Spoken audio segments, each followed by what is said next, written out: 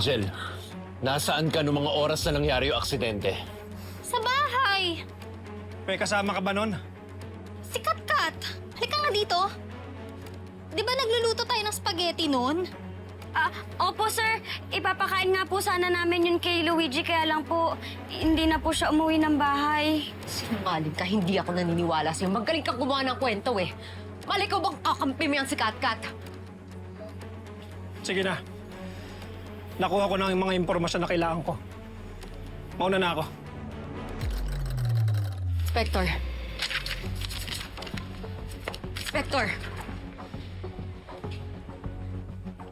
Imbestigahan yung mabuti si Angel. Malakas ang kutob ko na siyang nagmamaneho ng kotse. Hindi pa kumpirmado na yung sasakyan nga na nakasagasa sa Maglolo at sasakyan ni Ma'am Silvia ay iisa. Ultimong si Ma'am Silvia. Hindi siya sigurado. Walang identifying marks. At saka masyadong common yung ganong klaseng sasakyan. Pero Inspector, delikado si Angel. Bayolente siya. Sarili niyang ina, muntik niya nang patayin. Few months ago, pilit mong pinagtatanggol yung kapatid mo. Kaysa hindi siya yung pumatay sa boyfriend niyang si Lucas Bueno. Nakita niya raw na merong lumabas sa likod ng Sigurado ba siya na si Angel yon, Inspector?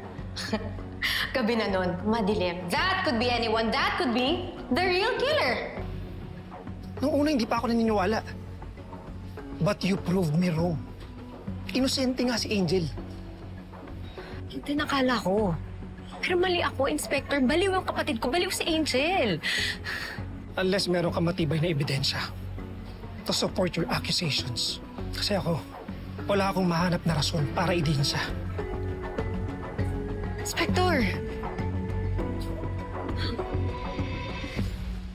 Wala nang maniniwala sa mga paninira mo sa akin, ate. Kaya mabuti pa, umalis ka na. Paalam ka na kay Luigi. Bumalik ka na kung saan ka nababagay. Sa kulungan. Love! Bes! Love, love! Love, love! Papaniwala mo lahat ng tao dito, pero hindi mo papaniwala ang naninawal na anak! Oras na malamang kung may kinalaman niyang si Bruce sa pagpatay kina Carlito at Luigi, ako na mismo magpapakulong sa kanya. Sana nga ba hindi siya? Kasi hindi ko kayo mapapatawad sa pagdala ng lalaking gumulo at sumira ng pamilya natin. Lexi, huwag kang magalit sa akin. Hindi ako may kasalanan nito. Mas marami pang may at fault sa nangyari kaya sa akin. Si Vanessa! Ma! Just please stop! Puro ka nalang paninisi. Eh bakit? Totoo naman eh. Si Vanessa ang dapat namatay, hindi si Carlito at Luigi. Lola, bakit po ba kayo galit kay Mami? Dahil matigas ang ulo ng mami mo. Hindi siya nakikinig. Ma, huwag mo nang idamay si Mikay dito. Malaki na naman yung bata eh. May sarili na siya pag-iisip. It's about time she knows exactly why we are in this position. It's because of her mother. Eh, hindi naman kasalanan ni Mikay yun. Mikay, just forget everything na Lola said, ha? Mukit ka na muna. Excuse lang po. Sige na.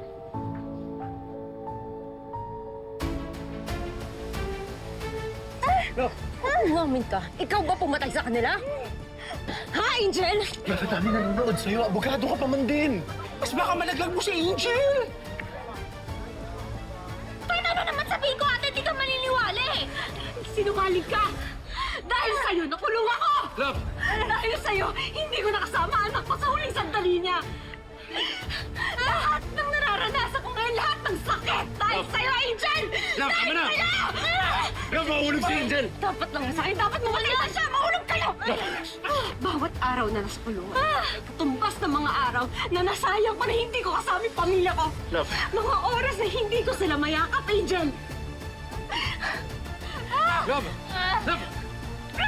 Love, love! Baka malaglag siya! Dapat lang yan! Dapat tumatay na siya! Love! Love, ang dami nanonood! Love, ang dami nakakakita! Abogado ka pa rin, Love! Mas tinawa mo na muna siya! Love! Love, tama na! Mami, stop this bad! Bigay! Mami, Mami, please let go of Tita Angel. Please, Mami. Love! Tama na! Mikay, umalis ka na, Marco, please! Mikay, umalis ka! Kaya ka naman sa anak mo, tignan mo! Wala kang kwentang ina! Mikay, let's go na muna. Puntahan natin si Luigi. Hayaan na muna natin ang tita at mami mo. No, Ninong Fonz. Lagi na lang po ganyan si Mami. Mami is misbehaving. Lagi na lang po siya naghahanap ng away. I know. Kaya po lagi galit sa kanya si Lola. Hindi ka na nahiya sa anak mo. Wala ka talagang kwentang ina. Mami, why are you like that? Tama po ba yung sinabi ni Lola? You're always making trouble. Kaya po pati sina Lolo at Luigi, dinamay niyo dahil sa inyo! Mikay, that's not true! That's not true! Kasalanan yun! Mikay! Marco, please!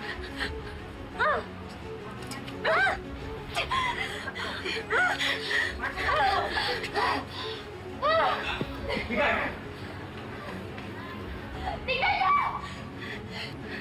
Tingnan niyo ang laki ng pinagbago ng ate ko! Napaka-violente niyang tao! Pati si Mikay affected! Hindi magkakaganon si Vanessa kung wala kang ginagawa sa kanya. Bakit ako yung sinisisi mo? Ako na nga itong nasaktan! Hindi mo ako mauuto. Kilala ko ang kaibigan ko at kilala ko kung sino sa inyong magkapatid ang may sungay ni Satanas!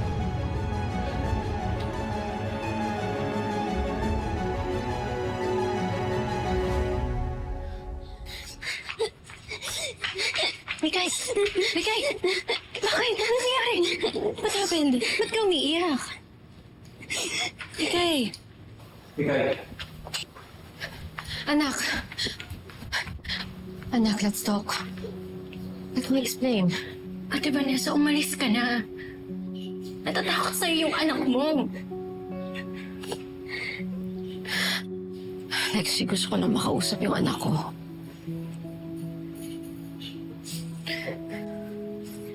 Ate Vanessa, can't you see?